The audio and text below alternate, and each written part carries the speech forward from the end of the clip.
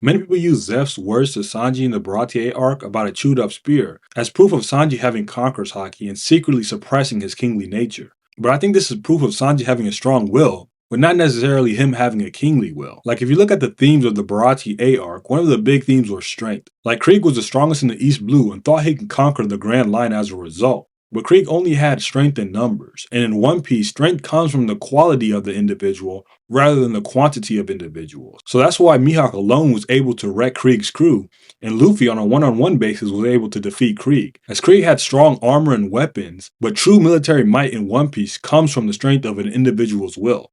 This is also why Emu calls his Maki or his Omen military might, because it's the darkened version of Haki. So Sanji overcoming his doubt and getting a Haki bloom as a result would be great writing, especially since Rayleigh first described Haki as the power of not doubting. But this was Rayleigh describing Haki in general, and not Conquerors Haki, as Conquerors Haki is a specific type of Haki, a special kind of Haki, rather than a higher degree of Haki. I've never doubted that Sanji had a strong will, and that he would have strong Haki and become a top tier by the end of the story. But as you see with the Admirals, having strong Haki and a strong will doesn't necessarily mean having Conquerors Haki and a kingly will.